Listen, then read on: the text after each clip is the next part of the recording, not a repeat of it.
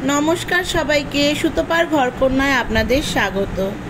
तो बेला प्राय 10टा मतन बाजे। हियाओ पड़े चले एसेछे, दिये खूब क्लान्त शुए पड़ेछे। और गुलुकेও किन्तु पढ़ाते चले एसेछे आंटी। गुलुও पढ़ते बसेছে।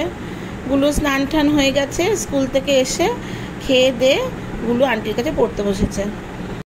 আর আমিও আমার প্রতিদিনের দৈনন্দিন কাজ সেরে নিচ্ছি।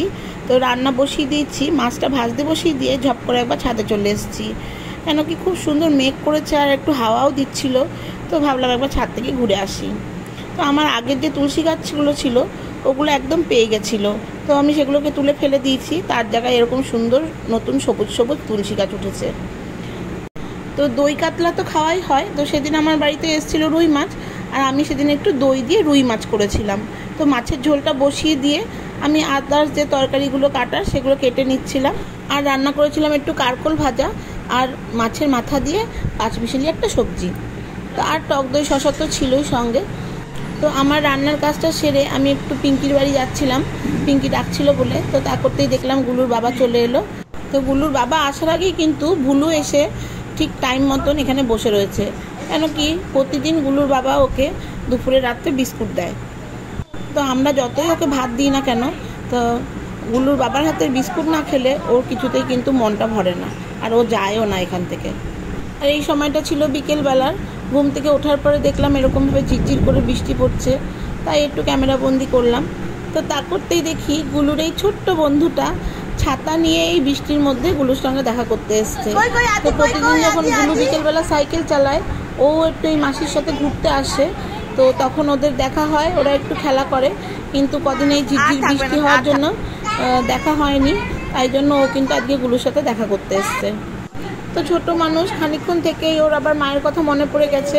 তো বাড়িতে যাওয়ার জন্য ছটফট করছে, ও আর থাকলো না।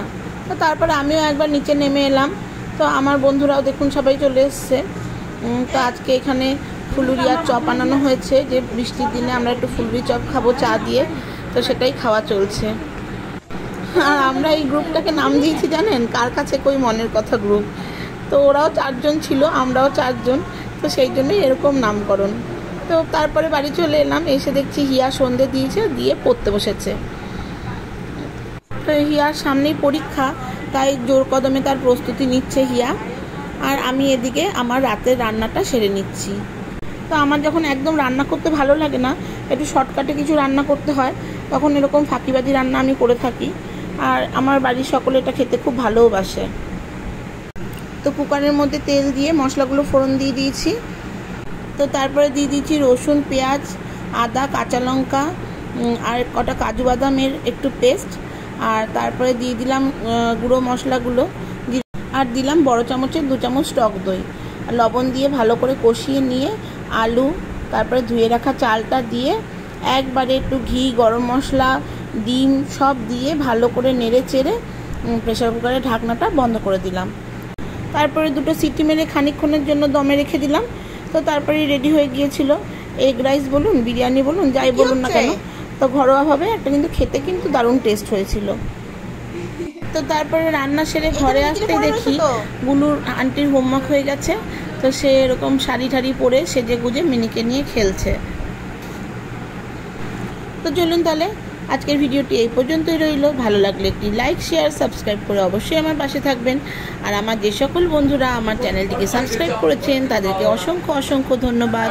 আর যারা আমার চ্যানেলটিকে সাবস্ক্রাইব করেননি তাদের কাছে সাবস্ক্রাইব করে দেওয়ার অনুরোধ রইল।